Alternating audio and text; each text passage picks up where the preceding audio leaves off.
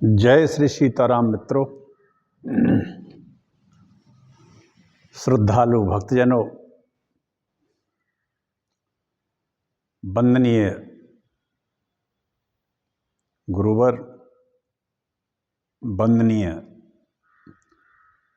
भारत की मातृशक्ति, जनशक्ति, वंदनीय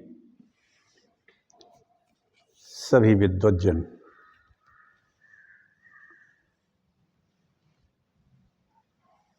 श्रीमद् देवी भागवत की मैं कथा कह रहा हूँ।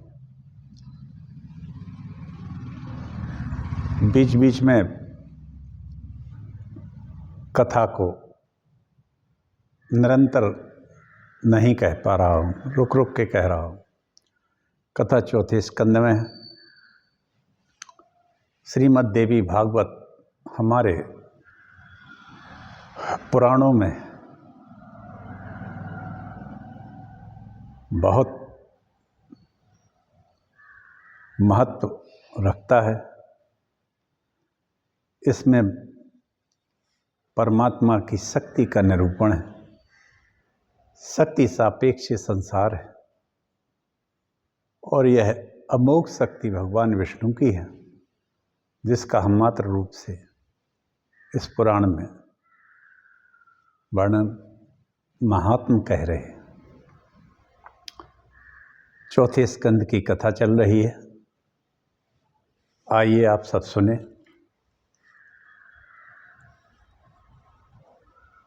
मित्रों, एक महात्मा ने कहा था कि ये मूर्तियों को जो गढ़ता है तो उसमें से बहुत सारा पत्थर नीचे गिर जाता है, तब मूर्ति बनती है। मूर्ति की प्राण प्रतिष्ठा होती है और वही पत्थर या शिला संपूर्ण देशवासियों की पूज्य हो जाती है। लेकिन जो टूट जाता है पत्थर, वो नीचे गिर जाता है। तो मित्रों, अपने जीवन में ऐसा ही होना चाहिए। बहुत दिन हो गए जब एक महात्मा ने कहा था, हम बहुत छोटे थे जब, इसी को एक बार और सुनने में आया था। बात तो छोटी थी लेकिन महत्वपूर्ण थी। अपनी जगह से गिरना नहीं चाहिए। हो सके तो जिस तरह रघुनाथ जी का चरित्र है, उसका कुछ ना कुछ अंश अपने जीवन में उतार लेना चाहिए। सदैव सहायक रहिए, सहायता करिए। हर आदमी करे दूसरे की, यदि आप उसके लायक हैं। चलिए, समय का उपयोग करते हुए कथा सुनाते हैं, छोटा सा मंगलाचरण करते हैं, इसके बाद कथा कहते हैं। आप लोग सुनिए और मानसिक रूप से आप सभी नैमिषारण्य तीर्थ चलिए, या सूत और शौनक जी की कथा हो रही है। तो देवी भागवत का ये अद्भुत ग्रंथ, अद्भुत महापुराण है और इसमें हर एक शब्द में, हर एक एक लाइन में, पंक्ति में भक्ति के रहस्य छुपे हैं। तो मैं टीकमगढ़ मध्य प्रदेश से डॉक्टर राजेंद्र मिश्रा आप सबको प्रणाम करते हुए कथा शुरू कर रहा हूँ। छोटा सा मंगलाचरण करते हैं, फिर समय का उपयोग करते हैं।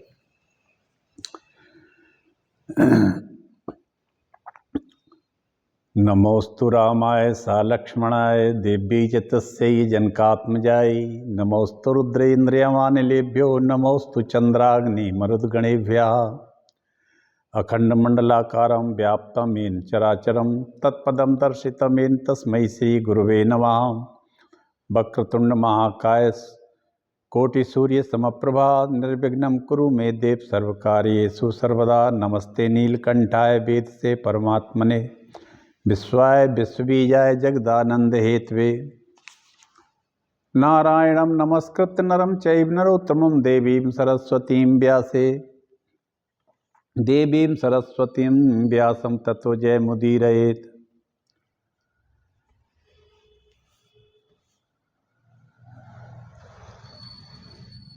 नमोस्तु ब्रह्मा स्वयंभूर्भगवान् देवाश्चैव तपस्विनः सिद्धिमग्निश्च वायुश्च पुरुहूतश्च वज्रविरत वरुणा पापहस्तश्च सोमादित्यौ तथैव च अश्विनौ च महात्मानौ मरुता सर्व एव च सिद्धिं सर्वाणि भूतानि भूतानां चैव यः प्रभो दास्यन्ति मम ये चान्ये अप्यदृष्टः पथि गोचरः।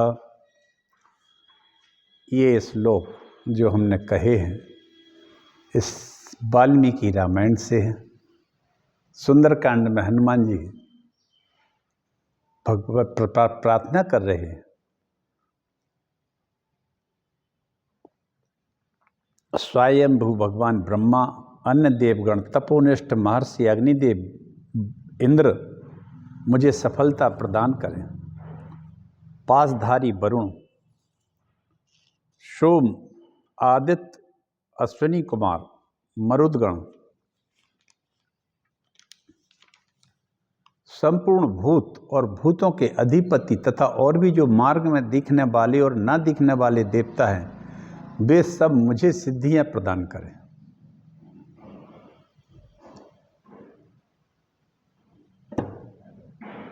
और वह आर्या सीता का मुख मुझे कब दिखाई देगा, ऐसा सोचकर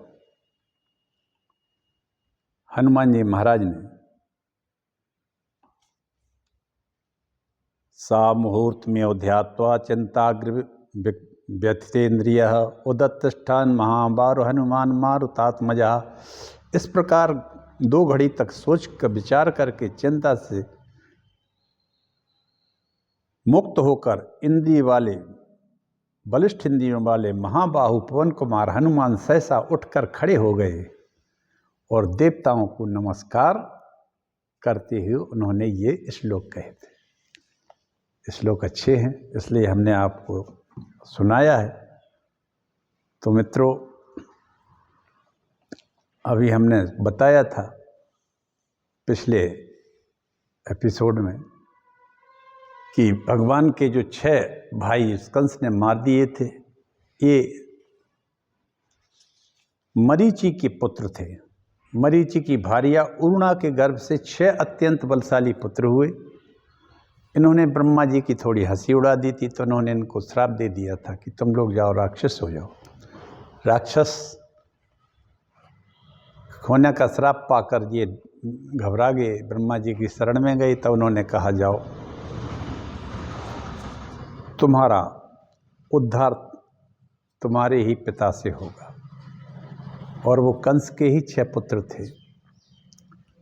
पहले हिरण्यकशिपु के यहाँ इन्होंने जन्म लिया। हिरण्यकशिपु ने इनको पाताल में रहने के लिए भेज दिया। फिर पाताल में रहने के बाद ये देवकी के गर्भ से 6 पुत्र होते हैं और एक पहले फिर काल नेमी के द्वारा जो कंस का अवतार था उसके द्वारा ये मार दिए जाते।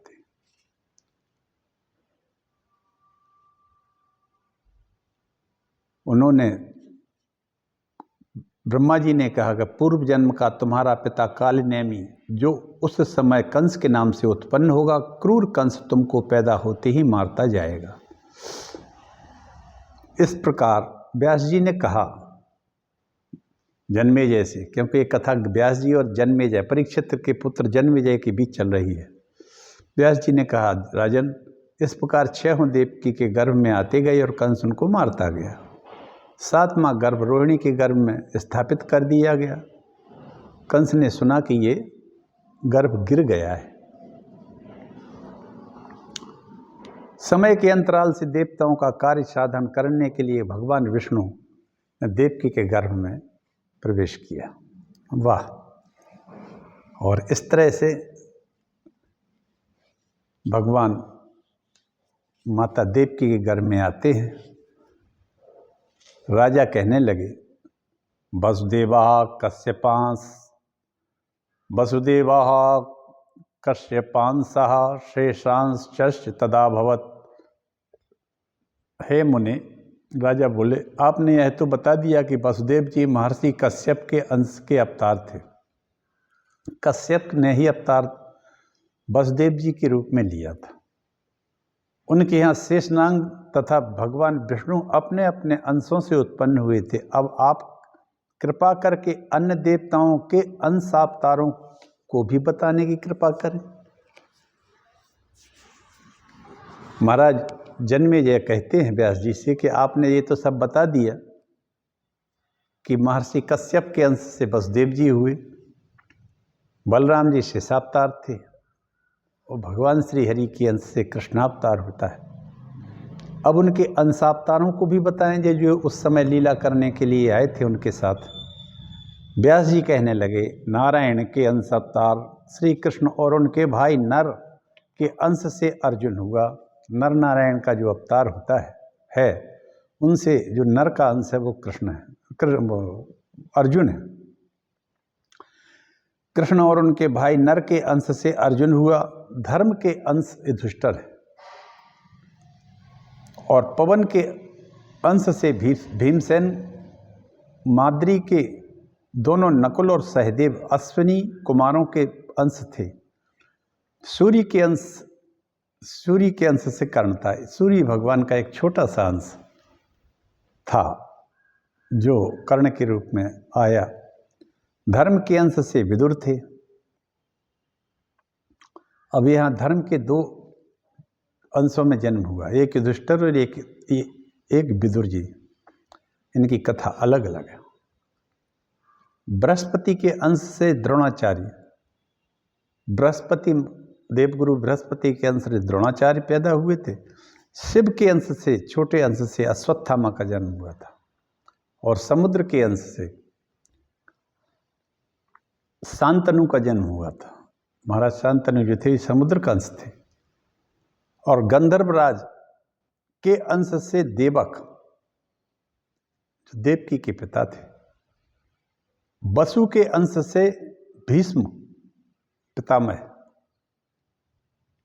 ये प्रभास नाम के एक वसु थे, उनके अवतार थे ये भीष्म पितामह। वशिष्ठ के श्राप के कारण वो मानव योनि में जन्म लिया था। और मकद गणों के अंश से विराट, हंस के अंश से धृतराष्ट्र, मरुद गणों के अंश से कृपाचार्य और कृतवर्मा। मरुद गण जो हैं 49, चले मरुत 49, ऐसे मरुद गण जो 49 हैं उनके अंश से कृतवर्मा और कृपाचार्य का जन्म हुआ था। और कलयुग के अंश से, ये कलयुग जो चल रहा है इस समय, ये भीषण कलयुग आ गया है। जो कलयुग अपने कई रूपों में आ रहा है। अब ना जाने कितने रूपों में कलयुग आ रहा है सारे विश्व में, खासकर भारतवर्ष में। और इस कलयुग ने अपना जो इसका स्वभाव है वो फैला रहा है और उसी के अनुसार आदमी दुष्टता, क्रूरता और कई कई तरह के जिहाद कर रहा है। और ना जाने कितनी जगह युद्धों में निरपराध जनता मारी जा रही है, जिसका कोई किसी तरह का कसूर ही नहीं है, अपराध ही नहीं है। तो ये दुर्योधन जो है इसी कलयुग का अंश था। युद्ध में तो वो मारा गया उस समय, लेकिन वो अपने पूर्ण रूप से प्रकट हो गया कुछ ही दिन के बाद। वही दुर्योधन ही है जो कलिकाल है। द्वापर के अंश से शकुनी, मामा शकुनी पैदा हुआ था। और सनत कुमार के अंश से प्रद्युम्न, वरुण के अंश से द्रुपद, लक्ष्मी के अंश से द्रौपदी, विश्वदेव के अंश से द्रौपदी के 5 पुत्र, 5 विश्वदेव थे, जिनके 5 द्रौपदी के 5 महाबली पुत्र जो थे वो विश्वदेव थे। और सिद्धि के अंश से कुंती, और धृति के अंश से माद्री, मति के अंश से गांधारी, कृष्ण भगवान की सभी पत्नियां देवताओं की पत्नियों के अंश से और दैत्यों के अंश से सभी दुराचारी राजा हुए। हिरण्यकशिपु के अंश से शिशुपाल, विप्रचित्ति का अंश था जरासंध। विप्रचित्ति नाम का जो राक्षस था वो जरासंध था। और हिरण्यकशिपु ने अगले जन्म में शिशुपाल के रूप में जन्म लिया। प्रहलाद के अंश से शल्य हुए। कालिनेमी के अंश से कंस हुआ। हैसरा के अंश से केसी, ककुद्दी के अंश से अरिष्टासुर, अनुरहलाद का अंश धृष्टकेतु, बाष्कल का अंश भगदत्त था। ये बाष्कल, ये अनुलाद, ये सब राक्षस थे। ये बाष्कल का अंश था भगदत्त, महाबली भगदत्त, बहुत था, कौरवों की तरफ से लड़ रहा था। लंब से प्रलंबासुर और खर धेनुकासुर, बराह का अंश चारुण, वाराह नाम का जो एक राक्षस हुआ है उसके अंश से चाणूर हुआ। किशोर का मुष्टक, अरिष्टासुर का अंश कोबल्यापी ढाती था और बलि की पुत्री पूतना थी और उसका छोटा भाई बकासुर बना। इस प्रकार सभी देवता भिन्न भिन्न अवतार धारण करके भगवान के दुष्टों के संहार के कार्य में सहयोग करने को धरा पर उत्पन्न हो गए। जब जन्मेजय ने ये सब पूछा तो व्यास जी ने पूरा बताया कि ये कौन कौन के अंश से धरती पर अवतार ले रहे थे। पृथ्वी का कष्ट मिटाने को प्रभु धरा धाम पर आए थे। आते हैं भगवान और देखते हैं कि कौन किसके साथ क्या कर रहा है, कितना कुकर्म कर रहा है। और याद रखो मित्रों, एक एक कर्म की, चाहे वो सुकर्म हो और चाहे कुकर्म हो, सबको अपने जीवन काल में, किसी भी इस जीवन में या अगले जीवन में, उसको उनका फल अवश्य मिलता है। वाल्मीकि रामायण में भी बहुत विशेष लिखा है इस पर वाल्मीकि जी ने।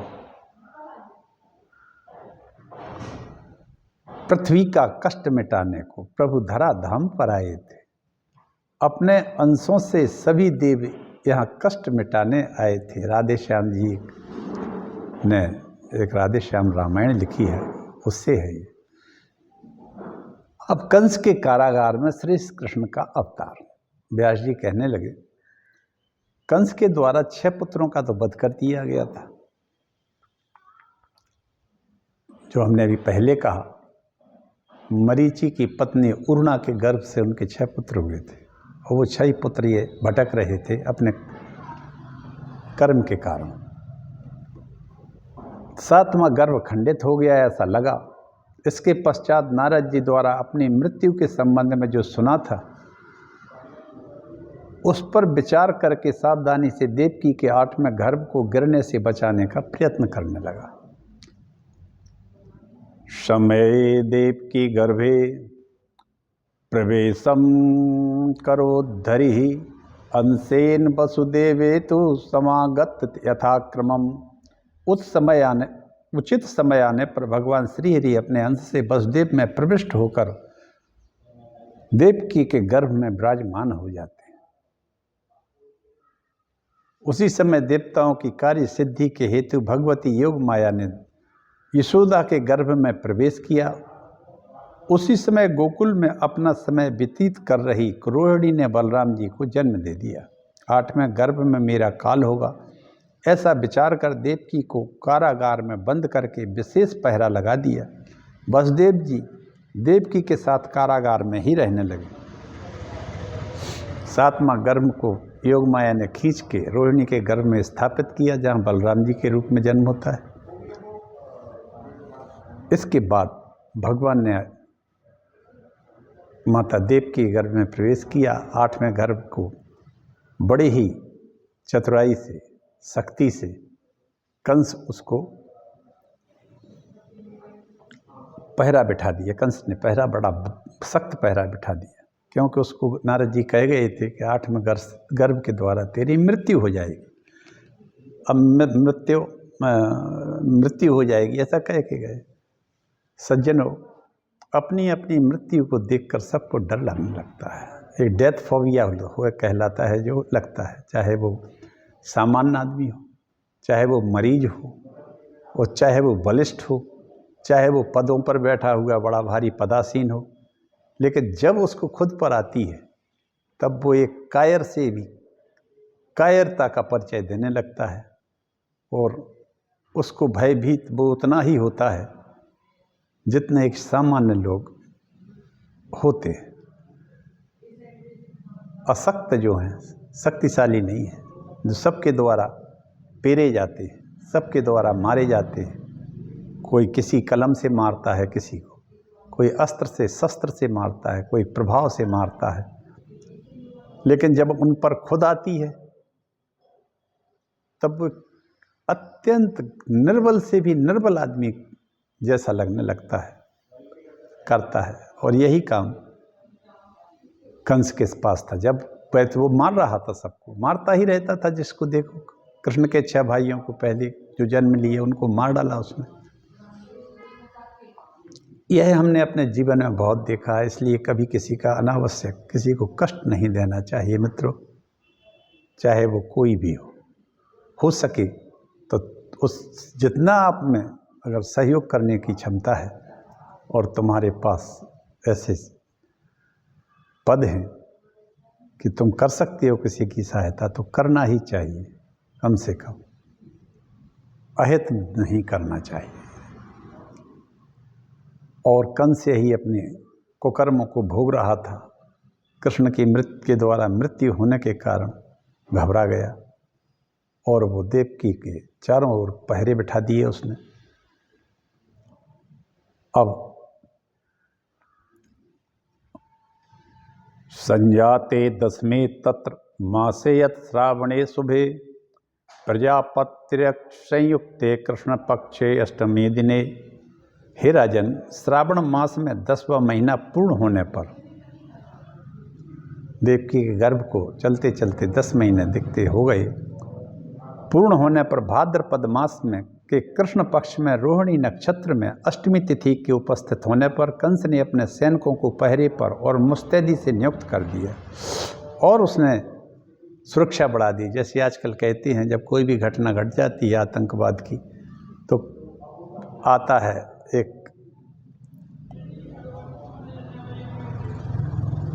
नेताओं के द्वारा या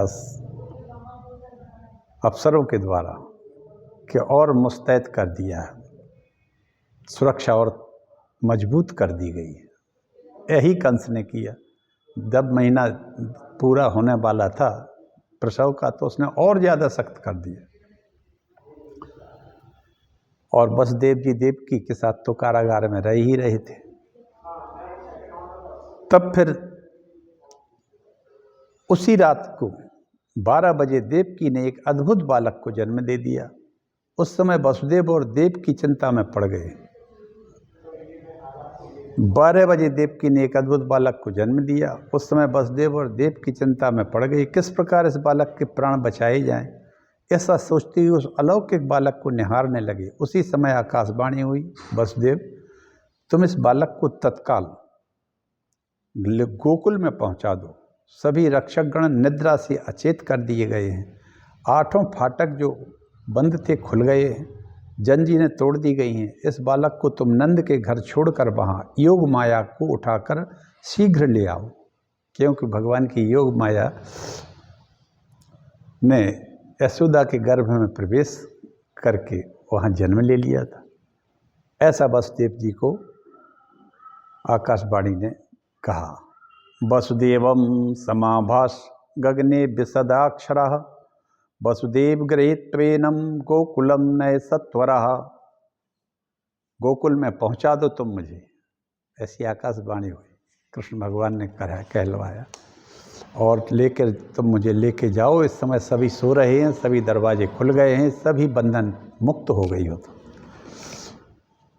ले जाओ तुम इस बालक को गोकुल में पहुंचा कर आओ।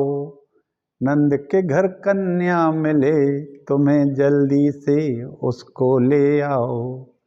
आकाशवाणी सुनकर वसुदेव जी बालक को लेकर यमुना के किनारे आए, जिसमें कमर तक पानी था, लेकिन योग माया के प्रभाव से यमुना पार की, गोकुल में पहुँचे। तब वहाँ सैरंध्री का रूप धारण कर स्वयं भगवती ने उस स्थान से योग माया रूपी कन्या को दे दिया, और वसुदेव जी ने अपने पुत्र को उस देवी सैरंध्री रूपा को दे दिया। कन्या को लेकर वापस उसी तरह कारागार में आए और कन्या को देवकी की सैया पर लिटा दिया। वसुदेव जी भगवान कृष्ण को लेकर चले जाते हैं और गोकुल में जाके वहाँ एक भगवान की ही योग माया रूपी एक सैरंध्री, जिसने डिलीवरी कराई होगी या जो सेवा में लगी थी, और तो सब सो रहे थे, उस सैरंध्री ने ही इनको दिया है। योग माया रूपी उस कन्या को सैरंध्री ने उठा के दिया, क्योंकि वो सैरंध्री कोई और नहीं थी, वो आदि शक्ति जगदम्बा थी। आह, क्या बात! उन्होंने योग माया को बच्ची रूप से उठा के उनको दे दिया और उनसे कृष्ण को लेकर यशोदा रानी के बगल में लिटा दिया। तो भगवान लेट गए, यश को लिटा दिया गया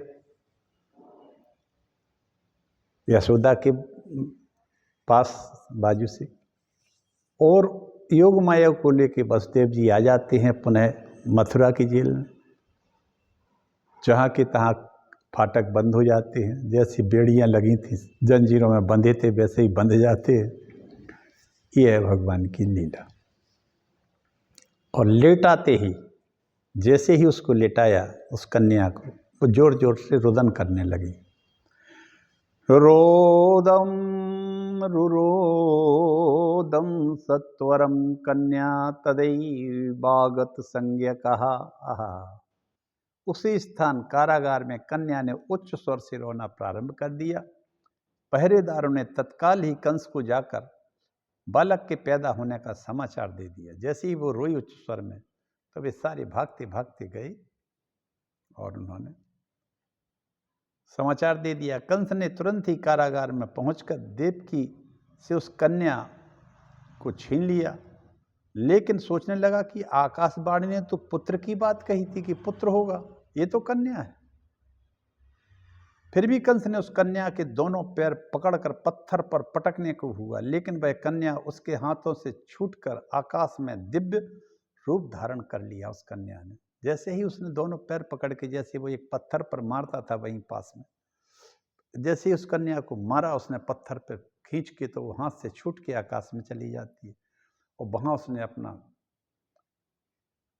दिव्य रूप धारण कर लिया, सिंह पर सवार थी।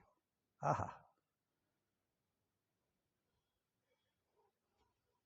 और कहने लगी, किम मया हत्या पाप जातस्ते बलवान रिपुः, किम मया हत्या मंद जाता खलु तवांत कृत यत्र क्वा वा पूर्व शत्रुमाम हिंसी कृपणान वृथा।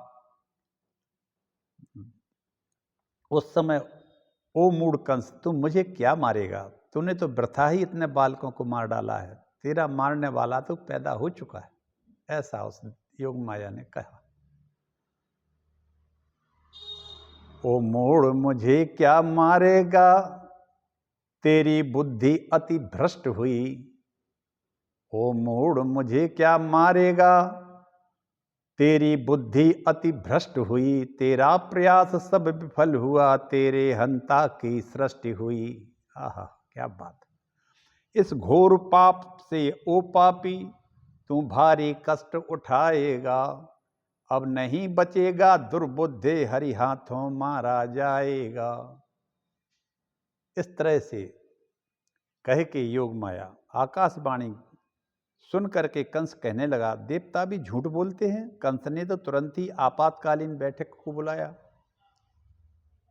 आज भी बैठक आपातकालीन बुला लेते हैं जब कोई संकट आता है। तो यहाँ तो कंस के प्राणों पर संकट था, जो राजा था वहाँ मथुरा का, तो उसने तुरंत आपातकाल इमरजेंसी बैठक बुलाई। वो अपने जो दुष्ट मंत्री थे, अकासुर, बकासुर, केसी, धेनुकासुर, वत्सासुर, प्रलंबासुर, पूतना आदि को आदेश दिया कि पूरे ब्रजमंडल के नवजात शिशुओं को मारकर मेरे दुश्मन को मार दो। ऐसा कहकर कंस अपने भवन में चला गया। कंस के 8वें घर में जो काल था उसे मारने की आशा खत्म हो गई। अब उस दुष्ट ने अपने सभी जितने भी ये पापी सहायक थे, मंत्रिमंडल के थे, बैठे थे। कंस के मंत्रिमंडल में कौन होंगे? जब कंस खुद ही कंस है, महापापी है, तो उसके सहायक कैसे होंगे? वे भी महापापी होंगे, निकृष्ट। अब उसने बुलाया तो बकासुर, धैनी, केसी, धेनुकासुर, वत्सासुर, प्रलंबासुर, पूतना, देखिए आप इनमें से कोई भी धार्मिक नहीं है, सब एक से एक बढ़ के राक्षस। उसे मारने की आशा तो अब इसको खत्म हो गई। कंस को कि 8वां गर्भ अब ना जाने कहां चला गया, तो उसने कह दिया कि पूरे ब्रज के ही बच्चे मार डालो। ये है राक्षसी काम, सब मार दो जितने हैं। तो वो जहां भी होगा वो भी लड़का मारा जाएगा, जो तुरंत हुआ है इस डेट में। अच्युतम केशवम कृष्ण दामोदरम, अच्युतम केशवम कृष्ण दामोदरम, राम नारायणम जानकी वल्लभम। कौन कहते हैं भगवान आते नहीं, तुम मीरा के जैसे बुलाते नहीं। कौन कहते हैं भगवान खाते नहीं, बेर सबरी के जैसे खिलाते नहीं।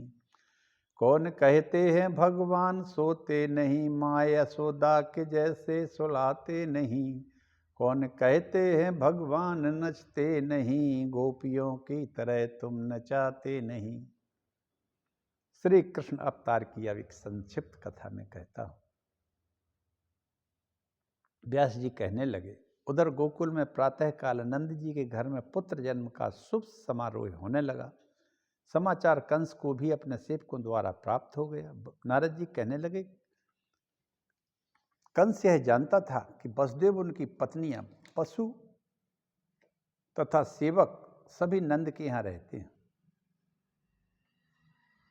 वसुदेव, कंस यह जानता था कि वसुदेव का परिवार पूरा नंद के यहाँ आश्रय लिए है, उसको पता था।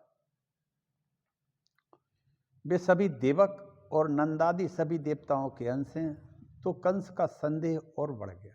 नारद जी ने बता दिया कि ये सब देवताओं के अंश हैं, तो संद, देवक इत्यादि और नंद।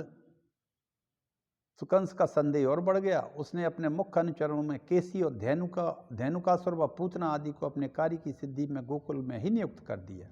लेकिन जब अपरिमित बल वाले श्री कृष्ण ने पूतना को दूध पीते पीते उसके प्राण पी लिए। ये पूतना बाणासुर की पुत्री थी मित्रों। जब भगवान बलि ने अवतार लिया था और बलि के यज्ञ को विध्वंस करने के लिए जब ये गए थे, तो बलि की पुत्री जो थी उसके स्तन में दूध उतर आया था। उसको लगा कि हम छोटे से बालक को उठा के दूध पिला दें गोद में। भगवान उस बात को समझ गए। आसुरी योनि में थी तो उन्होंने कहा मन ही मन कि मैं तुम्हारी इच्छा पूरी करूंगा। और यह बाणासुर की पुत्री ही थी पूतना। भगवान ने इसको स्तनपान ही किया फिर, और उसने जहर लगा के भगवान को दूध पिलाया और भगवान ने उसके प्राण पी लिए और अपने में समा लिए, उसको मुक्त कर दिया जीवन से। ऐसे परमात्मा के सब भक्त हों तो इस तरह से उन्होंने पूतना को मारा, केसी को मारा, धेनुकासुर को भी मार दिया। लेकिन जब अपरिमित वाले भगवान ने इन सबको मार दिया, खेली खेल में मार दिया, और खेली खेल में थोड़े बड़े हुए तो गोवर्धन पर्वत उठा लिया। ये भी आपको सबको पता है। कृष्ण इंद्र ने भारी वर्षा की थी, घनघोर जल बरसाया और इतना बरसाया कि उससे पूरा ब्रिज डूबा जा रहा था। तो भगवान ने गोवर्धन को उठा के उंगली पर उससे सबको बचा लिया, उसके अंदर सब आगे बैठ गए। इन अद्भुत कामों को करने के कारण कंस यह समझ गया कि अब मेरी मृत्यु निश्चित है और यह 8वां गर्भ कोई और नहीं, यही है कृष्ण। वो समझ गया। नारद जी ने पहले बता दिया था कि यहाँ देवता अवतार ले चुके हैं, वो सब नंद के घर में। निर्दयी कंस ने योजना बनाकर श्री कृष्ण और बलराम का वध करने के उद्देश्य से अक्रूर जी के माध्यम से उन्हें बुलाया। अक्रूर जी गए। अक्रूर जी भगवान के भक्त थे। वो समझता था कि इनके बुलाने से आ जाएंगे। अक्रूर जी आते हैं और भगवान को लेके आ जाते हैं। कृष्ण और बलराम ने रजक को मारा, धनुष को तोड़ा और कुवलिया पीठ हाथी, जिसमें कई हाथियों का, 1000 हाथियों का बल था, उसको भी मार के फेंक दिया। चाणूर और मुष्टिक आदि श्रेष्ठ पहलवानों को मार डाला। पहलवानों के मारे जाने पर कंस भयभीत होकर कहने लगा, इन दोनों को, वसुदेव और नंद को, सभी गोपों को बांध लो और कारागार में बंद कर दो। वहीं वसुदेव जी और नंद बाबा भी थे, बैठे थे। उसने कहा कि इन सबको बांध के कारागार में बंद कर दो, इनकी हत्या कर दो। लेकिन भगवान वहीं थे, कहीं और नहीं थे, क्योंकि वो तो पहलवानों को मार चुके थे और धनुष को भी तोड़ दिया था। तो भगवान कहते हैं, मामा मैं सीधी बात करूं तो उल्टा बकता जाता है, मामा मैं मीठी बात करूं तो जहर उगलता जाता है, जो जितना मीठा होता है वो अपना नाश कराता है, देखो तुम मीठे गन्ने को कोल्हू में पेला जाता है। कंस को बदह बास देख करके श्री कृष्ण ने उसके बाल पकड़कर सिंहासन से नीचे गिराकर मार डाला। कंस भागने लगा था, सत्य तो ये है, सिंहासन के ऊपर से उठ गए। तो भगवान ने सिंहासन पे से भागने से पहले ही वो भगे, उसके बाल पकड़ लिए, वो बाहीं से नीचे पटका, ऊपर छाती पर एक घूंसा दिया और वो मर गया, प्राणांत हो गया उसके। और वो भी मुक्त हो गया जीवन से, जीवन मुक्त हो गया वो कालनेमी राक्षस कंस के रूप में जो था। तदंतर भगवान ने अपने माता पिता उग्रसेन को कारागार से मुक्त कराकर उनका कष्ट दूर कर दिया तथा महाराज उग्रसेन को राज्य के सिंहासन पर आसीन कर दिया। भगवान ने उग्रसेन को मथुरा का राजा बना दिया। एक कंस ने अपने पिता उग्रसेन को जेल में बांध के रखा था। बाद में वसुदेव जी ने श्री कृष्ण और बलराम का उपनयन संस्कार कराया। फिर विद्याध्ययन को संदीपनी आश्रम में उज्जैन को भेज दिया। दोनों भाई थोड़े ही समय में समस्त विद्याओं को सीखकर तथा गुरु दक्षिणा में उनके पुत्र को देकर मथुरा में निवास करने लगे। उधर अपने जमाता के मारे जाने पर जरासंध ने अपनी पुत्रियां अस्थि और प्राप्ति के दुख से दुखी होकर विशाल सेना लेके मथुरा पर चढ़ाई कर दी, परंतु श्री कृष्ण और बलराम ने उन्हें हरा दिया। जरासंध ने विशाल सेना लेकर मथुरा पर आक्रमण किया, परंतु श्री कृष्ण बलराम ने उसे 17 बार हराकर जिंदा छोड़ दिया। 18वीं बार जरासंध ने काल यवन को साथ लेकर ब्राह्मणों को आगे करके चढ़ाई कर दी। इस परिस्थिति को देख कर के श्री कृष्ण ने सोच समझकर बलराम आदि से मंत्रणा की, प्राण त्राणम प्रकर्तव्यम त्यक्त्वा गेह बलधनम सुखेन स्थीयते यत्र सा देशा खलु पैतृकः। श्री कृष्ण कहने लगे, इस समय हमें घर, धन और स्थान को छोड़कर अपना प्राण बचा लेना चाहिए। जहाँ सुख से रहने का प्रबंध हो जाए वही पैतृक देश होता है। मित्रों, इस तरह भगवान ने एक रंग छोड़, क्योंकि उसने कह दिया था ब्राह्मणों से कि यदि अब की बार मैं नहीं जीता तो तुम लोगों की हत्या कर दूंगा, इसलिए तुम लोग इतना भजन करो कि हम तुम्हारे भजन के प्रभाव से कृष्ण को हरा दें। क्योंकि कंस उसका दामान था जरासंध का। उसकी 2 लड़कियां थी, एक का नाम था अस्थि और एक का नाम था प्राप्ति। ये दोनों कंस के उसने ब्याही थी। उनके दुख को देखकर उसने मथुरा पर आक्रमण कर देता है।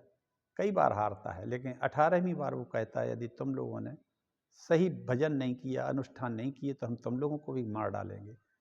ये बात श्री कृष्ण को पता लग गई, तो उन्होंने कहा, भाई अब की बार तो इसको जिताना पड़ेगा। तो भगवान वहाँ से द्वारकाधीश बन के चल देते। आज मित्रों, हम अपनी कथा को यहीं विराम देते। आपको कथा अच्छी लगी होगी। भगवान का चरित्र है। इसी के साथ में आप सबसे आज्ञा लेता हूँ, वाणी को विराम देता हूँ। आगे की कथा फिर सुनाएंगे। धीरे धीरे कथा चल रही है, लेकिन हाँ, चल तो रही है। रोज नहीं चल पाती है, कोशिश करता हूँ मैं कि रोज ही चले, और करूँगा कि रोज चलती रहे। इस तरह से हम चौथे स्कंद में चल रहे हैं।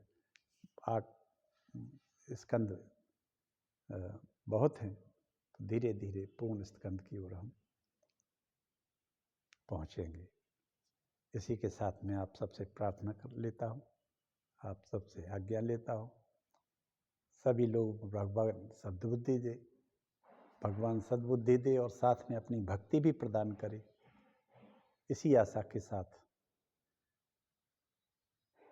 मैं आप सबके सुख की कामना करता हुआ मैं राजेंद्र मिश्रा टीकमगढ़ से आप सबको प्रणाम करता हूँ। हर हर महादेव, हर हर महादेव।